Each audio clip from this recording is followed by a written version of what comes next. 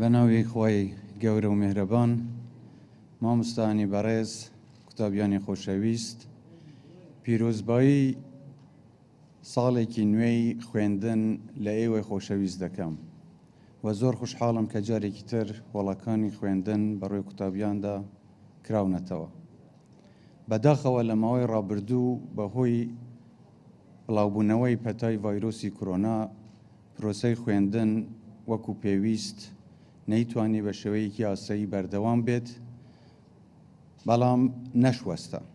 لێرەدا جێخوێتی من سپاسێکی بێپایانی مامۆستایانی خۆشەویست بکەم کە سەرەڕای ئەم دۆخە نالەبارەی تەندروستی و ئابووری، بەڵام هەموو هەوڵێکیاندا بۆ ئەوەی پرۆسەی خوێندن بەردەوام بێت و تحملێکی زۆریان کرد و سپاسێکی زۆری بەڕێز وەزیری پەروەردە و هەموو ستافی کەرتی پەروەردە دەکەم کە هەوڵی بێوچانیاندا بۆ ئەوەی بە شێوازی جیاواز پرۆسەی خوێندن بەردەوام بێت. هەروەک دەزانن هەوڵێکی زۆریاندا بۆ ئەوەی بە شێوەی ئەلکترۆنی خوێندن بەردەوام بێت کە ئەمەش شێوازێکی زۆر پێشکەوتوو بوو بە بەراوردکردن بە هەموو سیستەمەکانی تری ناوچەکەش و توانیان ئیوانە دروست بکەن کە ئەمەش وای کرد قوتابیان بتوانن بە شێوەیەکی ئەلکترۆنی بەردەوامی بە خوێندنی خۆیان بدەن. ڕاستە ئەم دۆخە سەختەی کە بەسەرماندا تێپەڕی کێشە و گرفتی زۆری هێنایە ئەراوە، بەڵام خوشحاڵم کە دەبینین جارێکی تر قوتابخانەکان دەکرێنەوە و قوتابیا خۆشەویستەکانمان دەتوانن بگەڕێنەوە بە هۆڵی خوێندن.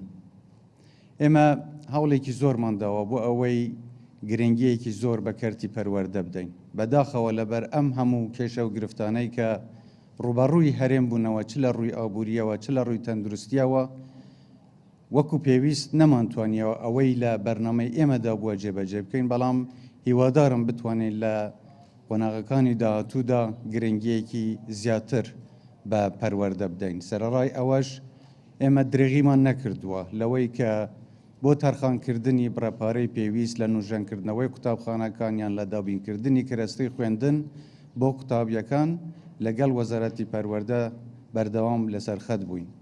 ئێمە توانیمانە شتێکی وا بکەین کە هیچ نەبێ ئەو قوتابیانەی کە لە خوێندن دابڕان زیاتر لە 13,000 قوتابی بگەڕێنەوە بۆ خوێندن و هیوامان وایە کە هیچ قوتابیەک دانەبڕێت و هەمویان بتوانن فرسەتی ئەویان هەبێ درێژە بە خوێندنی خۆیان بدەن. لە نوژەنکردنەوەی قوتابخانەکان چەندین قوتابخانە نوژەن کراونەتەوە و هەندێکی نوێژ دروست کراون. لە ئاوادانکردنی کوردستان ئێمە وەکو پێشمەرج داوامان کردووە هەر کۆمەڵگەیەکی بڵێم سەکێنی یان نیشتەجێبوون کە دروست دەکرێ پێویستە قوتابخانەیەکی نوێشی لەگەڵ دروست بکرێ. ئومێدمان وایە بتوانین قوتابخانە لەسەر بنەمایەکی پێشکەوتوو دروست بکەین. پەروەردە سیمای ئایندەی وڵاتەکەمان دەستنیشان دەکات.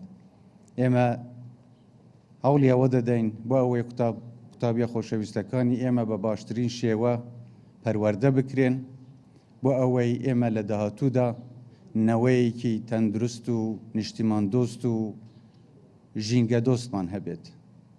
ئێوەی خۆشەویست ئایندەی گەلەکەمانن. ئێوە بە پەروەردەی چاک، بە زانستی چاک، بە خۆشەویستی بۆ وڵات، بە خۆشەویستی بۆ یەکتر دەتوانن وڵاتێکی بەهێزتر و ئاوادانترمان بۆ بنیاد بنێن. دەتوانن ڕوبەڕووی گەندەڵی ببنەوە، دەتوانن ڕوبەڕووی هەموو تەحەدیات ببنەوە کە لە داهاتوودا وڵاتەکەمان ڕوبەڕوویان دەبێتەوە. بەڕێزان، خۆشەویستان، هیوادارم ئێوە گرنگیەکی زۆر بە خوێندن بدەن، چونکە خوێندن بنەمای پێشخستنی وڵاتەکەمانە. ئێمە من جارێکی تریش دەڵێم سوپاسی مامۆستا بەڕێزەکان دەکەم کە تحملێکی یەکجار زۆریان هەبوو، ڕێز و پێزانینم هەیە بۆ هەموو مامۆستایان لە سەرتاسەری کوردستان و هیوادارم بەردەوام بن لەوەی کە ئەم ساڵ بە شێوەیەکی ئاسایی خوێندن بەردەوام بێت. بەڵام لێرەشدا پێویستە هەموو شتان پابەندی ڕێنماکانی تەندروستی بن، خۆتان بپارێزن و داوا لە مامۆستایان دەکەم کە ڤاکسین وەربگرن بۆ پاراستنی خۆیان و پاراستنی مناڵە خۆشەویستەکانمان. داوایەکیشم لە نوێنەرانی داهاتووی هەرێمی کوردستان بۆ ئەنجومەنی نوێنەرانی عێراق هەیە کە لەوێ داکۆکیکاری هەموو داخواز و ئەو شتانە بن کە کوردستان پێویستی پێێتی. ئەبێ مافەکانی هەرێمی کوردستان پارێزراو بن و گرنگیەکی زۆر بە کەرتی پەروەردە بدەن بۆ ئەوەی بتوانە لە ئاستی فدرالیش ئەو هاوکاری و پشتیوانیی پێویستە دابینی بکەن. لێرەدا من جارێکی تر سپاسی خۆراگری ئێوە دەکەم، سپاسی خۆراگری مامۆستایان دەکەم و هیوادارم قوتابیان هەمووتان سەرکەوتوو بن، ساڵێکی خۆشتان لە پێش بێت، هەمووتان لەوانەکانی خۆتان ئینشەڵڵا سەر دەکەون، دەستخۆشیتان لێ دەکەم. من لێرەدا داوا لە ئێوەی بەڕێز دەکەم بەیەکەوە بە خێرهاتنی بنەماڵەی شەهیدی ئاڵا کاکە ئیبراهیم ناسر بکەین کە لێرە وەستاون و هاتنی ئێمە بۆ ئەم قوتابخانە وەفایەک بووە و ڕێز و پێزانین بووە بۆ ئەم شەهیدە سەربەرزە کە لەلایەن جەنابی سەرۆک بارزانیەوە وەکو شەهیدی ئاڵا پێناسەکرا. بۆیش من داوا دەکەم کە هەردوو ئازیزی خۆشەویست ئێوارەخان و کاکە ئێوار ئاوێر بەیەکەوە لەگەڵم بەشدار بن لە لێدانی زەنگی ئەم ساڵی خوێندن. سپاستان دەکەم.